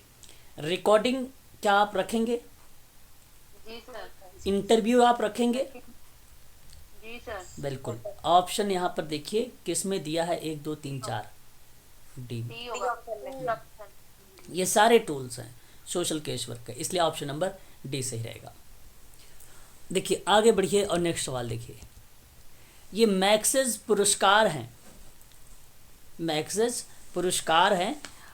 इस सही उत्तर को पहचानना है हम लोगों को, है ना। तो देखिए ये जो मैक्सेस पुरस्कार हैं अगर हम बात करें तो विनोबा भावे जी को मिला था, आपको बता दूं, कम्युनिटी लीडरशिप में मिली थी और ये मिला था उनको 1958 में। विनोबा भावे जी को अगर पूछा जाए पेपर में, 1958 में मिला था। किसको लेकर मिला था? जब कम्युनिटी लीडरशिप की भूमिका निभा रहे थे तब, है ना। याद रखेंगे आप सभी लोग इसको, ठीक है। एक मणिभाई देसाई हैं, मणिभाई देसाई हैं, और मणिभाई देसाई को पब्लिक सर्विसेज के लिए मिला था सन 1982 में, 82 में। और एक बानू जहांगीर कोयाजी एक महिला हैं, इनको भी दिया गया है, सन 1993 में मिला था। और मेघा पाटेकर का तो आपको मालूम ही होगा, नर्मदा बचाओ आंदोलन में इनको मिला है, नर्मदा बचाओ आंदोलन में मिला है ना। और इनको अगर हम बात करें, इनको और उस समय महात्मा फूले को भी, महात्मा फूले को और मेघा पाटेकर को, दोनों लोगों को एक साथ मिला था 1994 में, है ना।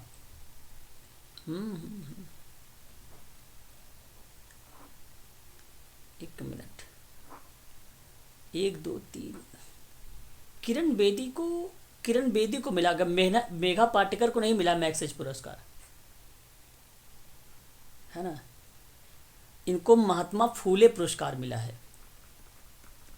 महात्मा फूले एक पुरस्कार होता है, वो मिला है 1994 में इनको। रेमन पुरस्कार इनको नहीं मिला है, मेघा पाटेकर को।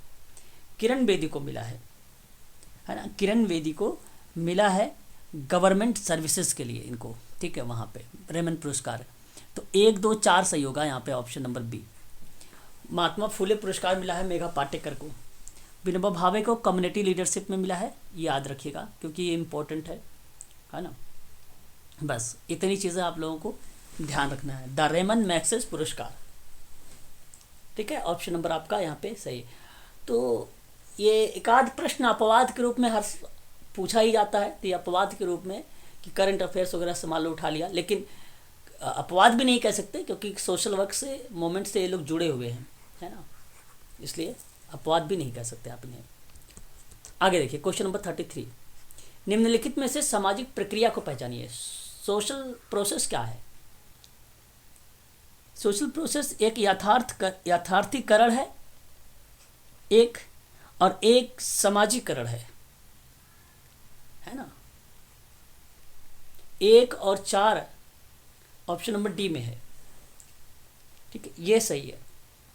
सामाजिक प्रक्रिया को अगर पहचानना है हमें तो एक यथार्थीकरण है और एक सामाजिकरण है।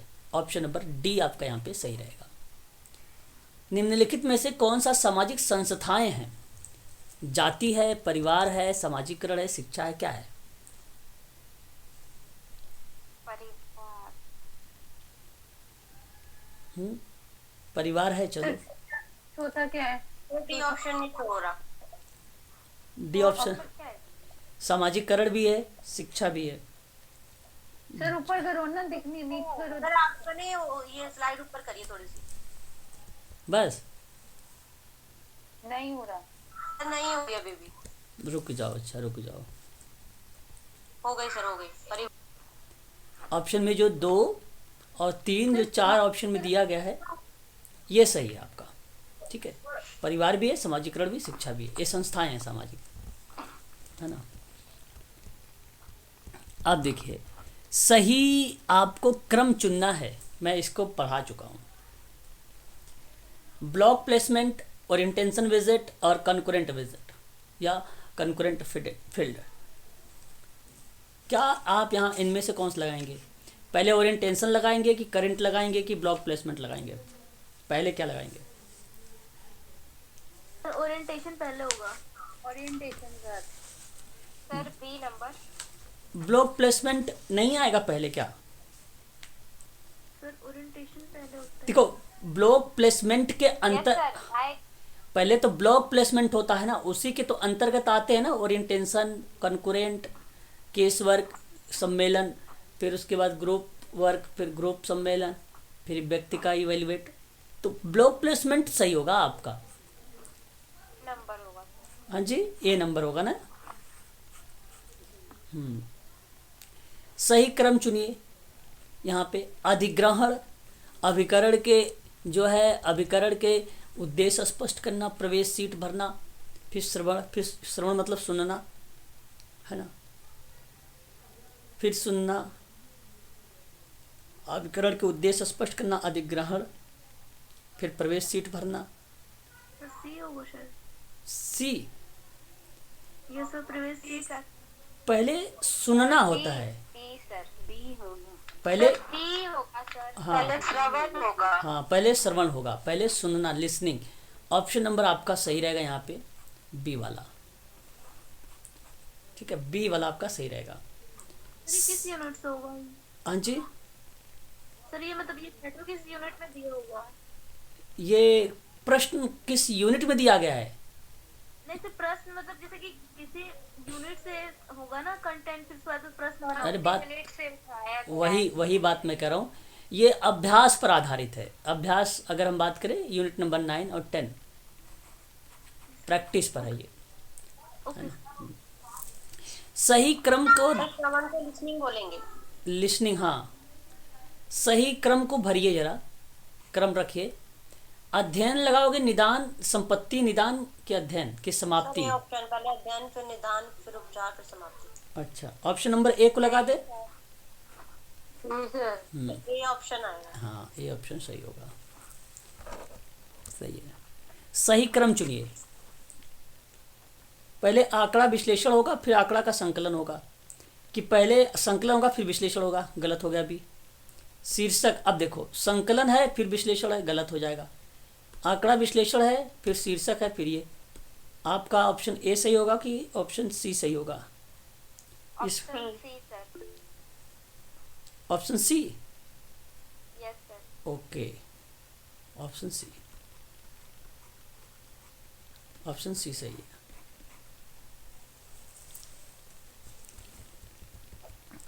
अब देखो, आंकड़े को संकलित करना है, छानबीन फिर सारणीकरण, कि छानबीन करेंगे फिर सारणी बनाएंगे फिर आंकड़ा को कलेक्ट करेंगे? सर ऑप्शन डी होगा।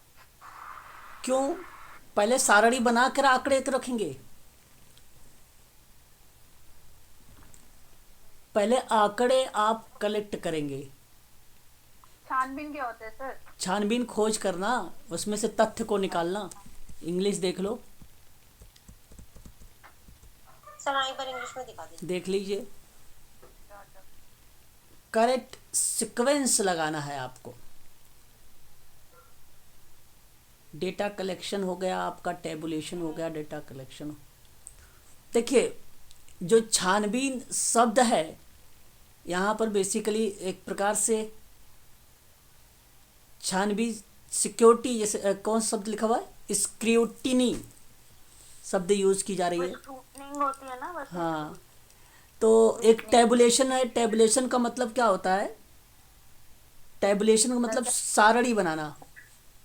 टेबल, हाँ यस सर, टेबल बनाना। हाँ, तो सही जवाब ऑप्शन नंबर ए होगा भाई, ए। सर ए, हाँ ए होगा। ए होगा, ऑप्शन ए करेक्ट होगा। ए टेबुलेशन बाद में होगा सर। टेबुलेशन, हाँ, सारणी पहले, पहले उससे पहले खोजेंगे तभी तो बनाएंगे। अब ऐसे थोड़ी है कि हमने पहले यहाँ पे एक मान लीजिए शेड्यूल बना लिया, क्रम, ठीक है भाई, इसमें 6 से लेकर 9 साल के बच्चे हैं, ठीक है। अब जब तथ्य आएंगे तभी तो निकालेंगे कि 6 से 9 साल के बच्चे इसमें जाए, फिर 9 से लेकर 12 साल के बच्चे इस ग्रुप में आए। ये सरलीकरण हो रहा है आपका, है ना, मतलब क्लासिफिकेशन हो रही है, ठीक है।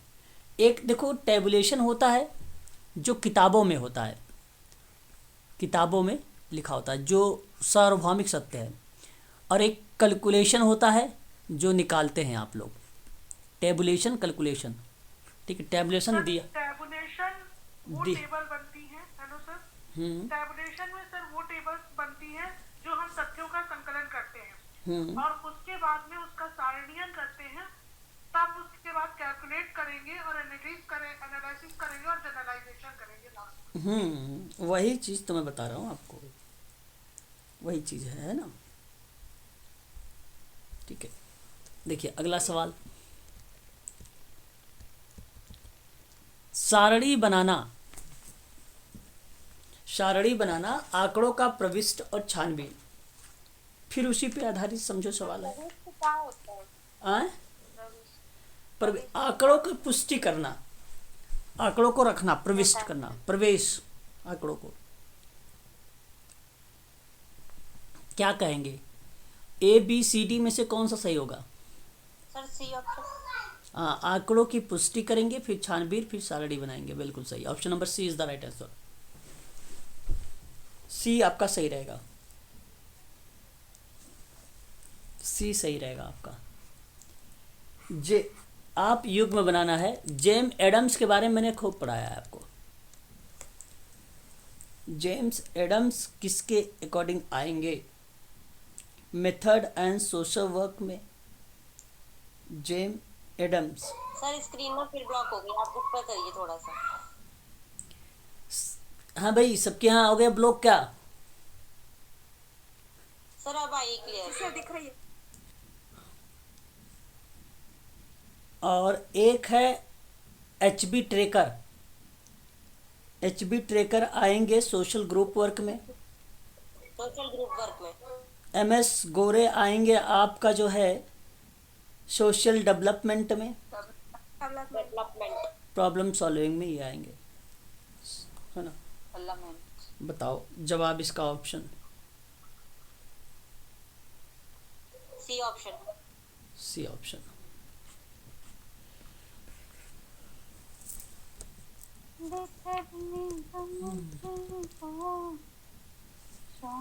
जो हरीज विंडो है, जोसेफ लुफ्ट और हॉरिंगटन इंगडम एक विद्वान के नाम है जो हरी विंडो के बारे में चर्चा करते हैं ये, और ये एक टेक्निक है, सन 1955 में आई थी, 1955 में आई थी। और ये भावनात्मक और शारीरिक संबंधन को जो है लोगों को समझने में मदद करता है ये जोहरी विंडो। तो मैं आप लोगों से कहूँगा कि यह बेसिकली जो असुरक्षाएं होती हैं उससे एक प्रकार की मदद करती है, सहायता करती है उसको समझने में। जोहरी विंडो यहाँ पर आपका बी करेक्ट रहेगा, ये असुरक्षा को रिप्रेजेंट करेगी। और प्रतिगमन जिसको हम लोग रिग्रेशन कहते हैं, ये प्रतिरक्षा है सिगमंड फ्रायड की। कुल टोटल कितनी प्रतिरक्षा है? 14 सिगमंड फ्रायड।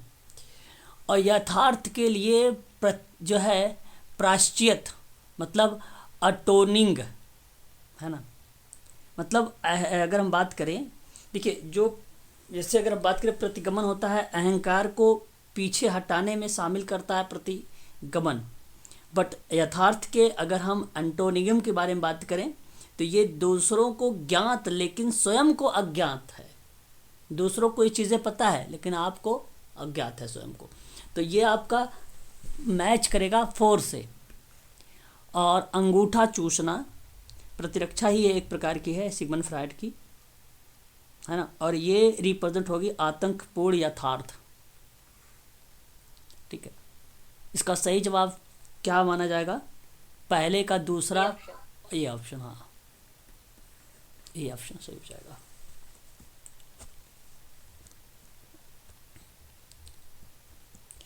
मिलान करना है आप लोगों को, है ना, युग्म को मिलाना है। बर्ताव अर्थपूर्ण है, बर्ताव अर्थपूर्ण है। क्या गुट कार्य होगा? समाज कल्याण प्रशासन की, केस वर्क की, समुदाय संगठन? समुदाय संगठन सर। हाँ, बर्ताव अर्थपूर्ण है तो कम्युनिटी ऑर्गेनाइजेशन होगा, बिल्कुल सही जवाब। विशिष्ट उद्देश्य अगर हम बात करें, उद्देश्य हाँ तो गुट का होता है सर विशिष्ट। बिल्कुल गुट का विशिष्ट हो जाएगा। गुट एक विशेष उद्देश्य से बनता है। उत्तरदायित्व का सिद्धांत? तो ये समाज कल्याण प्रशासन का सर, ये केस वर्क में होता ही है सर। बिल्कुल। और ये एजेंट आपका दृष्टिकोण वाह है। एजेंट दृष्टिकोण, एजेंट और सेवार्थी दोनों बोलते हैं। 1 का 4, 2 का 1 है सर, ये तो किसी ऑप्शन में भी नहीं है। 1 का 4 है लेकिन 2 का 1 नहीं है सर। विशिष्ट उद्देश्य सर केस वर्क में दिखा रहे हैं। विशिष्ट उद्देश्य केस वर्क में दिखा रहा है। Yes sir. विशिष्ट अगर 1 उद्देश्य, का 4 है तो 1 मिनट रुको। अच्छा,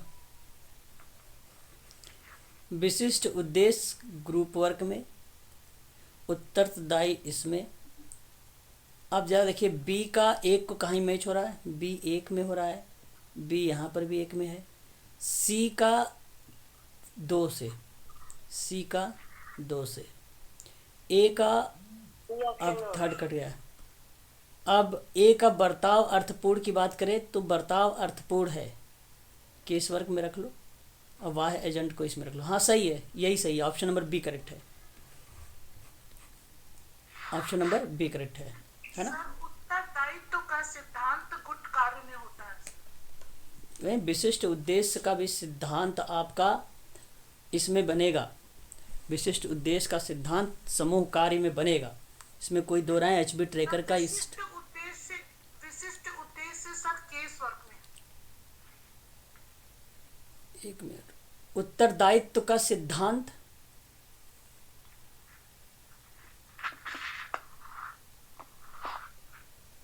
नहीं सुनो, सही है ये, ऐसी बात नहीं है। विशिष्ट का उद्देश्य का सिद्धांत तो हम लोगों ने पढ़ा भी है, एचबी ट्रेकर का है भाई, ये बात आप जानते हैं। और ये प्रश्न आ भी चुका है, जहाँ विशिष्ट उद्देश्य का सिद्धांत होता है वो HB ट्रैकर का समूह कार्य को रिप्रेजेंट करता है। बात रही उत्तरदायित्व का सिद्धांत। उत्तरदायित्व का सिद्धांत बेसिकली लोक उत्तरदायित्व का सिद्धांत को रिप्रेजेंट करता है, जहाँ जनता के प्रति जवाबदेही को रिप्रेजेंट करता है और कहता है कि हम लोक प्रशासन की भाषा में इसको समझने का प्रयास करते हैं। और लोक प्रशासन की बात जब होती है तो समाज कल्याण प्रशासन ऑलरेडी वहाँ पे इन्वॉल्व होता है। इसलिए आपका सी समाज कल्याण प्रशासन को प्रस्तुत करेगा, इसमें कोई दो राय नहीं है। और विशिष्ट उद्देश्य भी समूह कार्य को प्रस्तुत करेगा, कोई दो राय नहीं है। और आपका बर्ताव अर्थपूर्ण है, अर्थपूर्ण है, ये केस वर्ग को होगा। और जो एजेंट वगैरह की बात हो रही है, वाह अभिकर्ता एजेंट की दृष्टिकोण पॉइंट ऑफ व्यू की बात करें तो कम्युनिटी ऑर्गेनाइजेशन को रिप्रेजेंट करेगा। एक बार इंग्लिश भी देख लो आप लोग, और भी आपको स्पष्ट हो जाएगा, है ना। बिहेवियर इज मीनिंगफुल की बात अगर हम लोग करें तो किसको रिप्रेजेंट कर रहे हैं हम लोग? केस वर्ग को, बिल्कुल सही होगा। स्पेसिफिक ऑब्जेक्ट ग्रुप वर्क को, principle of responsibility public administration को, और जो एक्सटर्नल एजेंट अप्रोच होता है कम्युनिटी ऑर्गेनाइजेशन का। सही है आपका भाई, ऑप्शन नंबर करेक्ट जो माना जाएगा पहला वाला, पहला ही गया ना? नहीं, बी ऑप्शन, बी ऑप्शन गया है, हाँ बी करेक्ट होगा आपका, बी सही है, बी आपका सही है। बी सही कहाँ गया? अच्छा बी सही है, हाँ मैं बी देख रहा किसी और ऑप्शन, ठीक। आगे बढ़िए अब। डॉक्टर भीमराव अंबेडकर किससे प्रस्तुत? डॉक्टर भीमराव अंबेडकर बताएं। Doctor Bhimrao Ambedkar, sir English वाला दिखाओ, इसमें सही नहीं दिखता, कट रहा है। क्या होगा? ओके कट रहा है। People's education society. Doctor Bhimrao Ambedkar का अगर नाम आता है तो पीपल एजुकेशन सोसाइटी से आती है, ठीक है। Sir Dorabji Tata graduate school of social work से आएगा। ये वाला से फर्स्ट आएगा सर इसमें। और रतन टाटा ये किसको रिप्रेजेंट करेंगे? स्ट्रीट स्ट्रीट को स्त्री हाँ। सर स्त्री वाला जैरथिज्म मंडल, बिल्कुल। जैरथिज्म मंडल, और SNDT वुमेन्स यूनिवर्सिटी। हाँ वुमेन्स यूनिवर्सिटी। पूरा नाम बताएं। क्या है ये बता दीजिए पहले। क्या चीज? SNDT।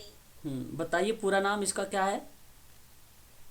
नहीं पता? आपसे पूछ रही हूँ। अच्छा, नहीं श्रीमती नाथीबाई दामोदर, ठीक है, ठाकर वुमेन्स यूनिवर्सिटी।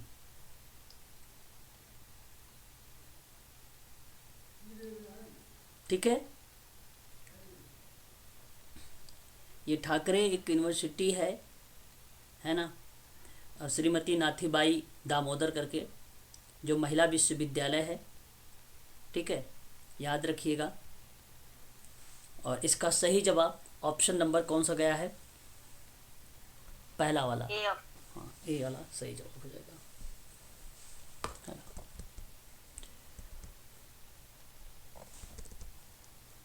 तो कम्युनिटी ऑर्गेनाइजेशन क्या इसमें होगा? एक केस वर्क है, ग्रुप वर्क प्रशासन है, समाज कार्य प्रशासन है। देखिए कम्युनिटी ऑर्गेनाइजेशन साक्षात्कार, और जो आपका केस वर्क है वो आपका आएगा कॉन्सेप्टलाइजेशन से, और जो ग्रुप वर्क प्रशासन होगा वो आपका कार्य प्रोग्राम मीडिया से, और समाज कार्य प्रशासन जो होगा संयोजन से। ठीक है, कौन सा ऑप्शन जा रहा है? B number sir, sorry sir, B option जा रहा है। बी ऑप्शन करेक्ट हो रहा है। Okay yes sir. ठीक। केस वर्क तो इंटरव्यू में आएगा ना सर? इंटरव्यू में केस वर्क होता है, लेकिन यहाँ पे कम्युनिटी ऑर्गेनाइजेशन कॉन्सेप्टलाइजेशन जो होता है वो आपका केस वर्क को ही रिलेट करेगा। टेक्निक अगर यहाँ पे लिखा होता तो भाई किसी में टेक्निक थोड़ी ना है कि हर जगह टेक्निक यूज़ हो रही हो, है ना, कि समाज कार्य की केस वर्क की टेक्निक इंटरव्यू में हम रख लेते हैं, टेक्निक यूज़ नहीं हो रही है इसलिए टेक्निक ना लगा के इन्होंने एक एक शब्द का चुनाव करने का बात कहा है ना। तो जो शब्द है उससे रिलेट करेंगे। तो कम्युनिटी ऑर्गेनाइजेशन जो है मुलाकात या साक्षात्कार के माध्यम से हम क्या ले सकते हैं, डेटा ले सकते हैं। कॉन्सेप्टलाइजेशन से भी हमारी चीज़ें यहाँ पे क्लियर हो जाती है। ग्रुप प्रशासन से मीडिया की भूमिका आ जाती है, और फिर उसके बाद जो समाज कार्य प्रशासन हो जाएगा वो संयोजन से हो जाएगा, है ना। टेक्निक नहीं लिखा हुआ है इसलिए टेक्निक नहीं लगाएंगे हम। टेक्निक होता तो हमारा साक्षात्कार जाता उस पर। ठीक है, क्वेश्चन नंबर कौन सा आ गया अब?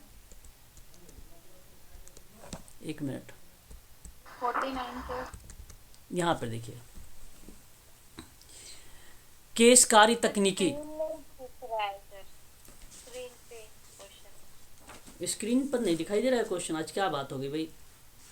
वैसे तो आज हम नहीं दिखाई दे रहा हमारे यहाँ नेटवर्क है, पूरा है। थोड़ा ब्लरी हो रहा है, ब्लर हो रहा है। ओके, जरा बताइए अब क्वेश्चन नंबर 46 बताइए आप। केस वर्क जो तकनीकी है वो किसको रिप्रेजेंट करेगी? अब यहाँ पे समझिए, नंबर 4 व्यक्तिकरण। व्यक्तिकरण को। ये अब देखो सिद्धांत है एक तरफ, यहाँ पे ग्रुप वर्क तकनीकी,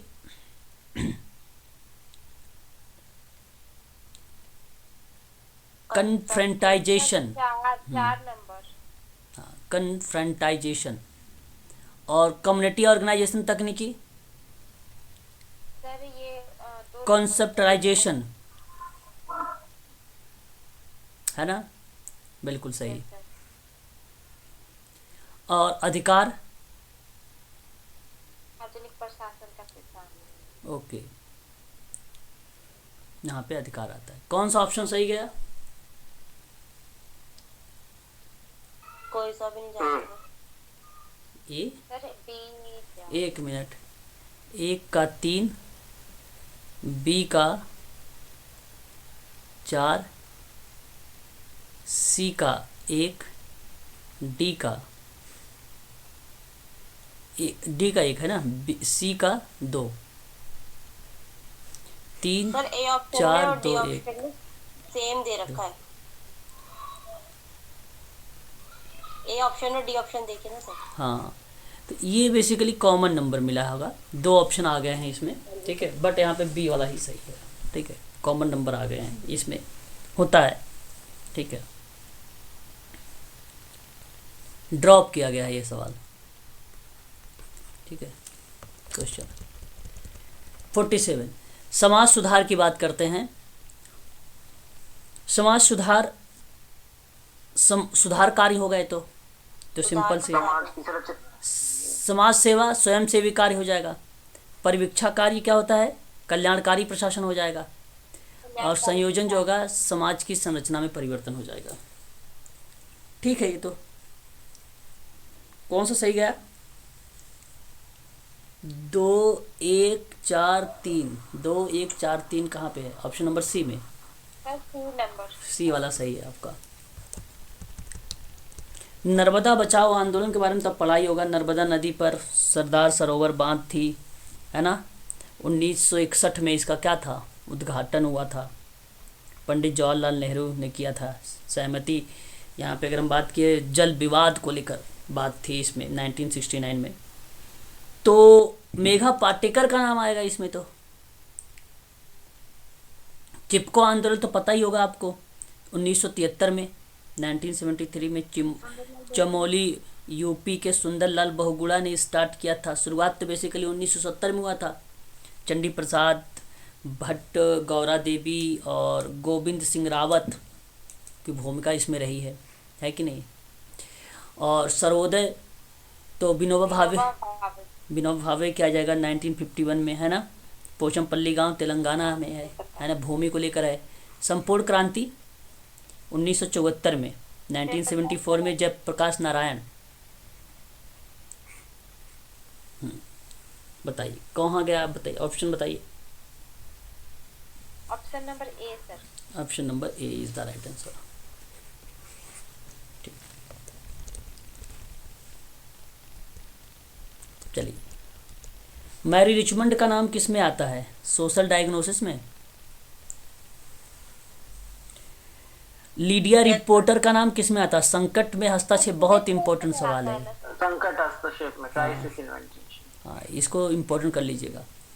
एच पल्लामेन समस्या समाधान में गैशल कोनफ्का बच्चों में जो है संस्था में बच्चों के साथ ग्रुप वर्क, है ना, ये आपका सही जाएगा। तो 2 1 4 3 ऑप्शन नंबर देख लीजिए, 2 1 4 3 बी।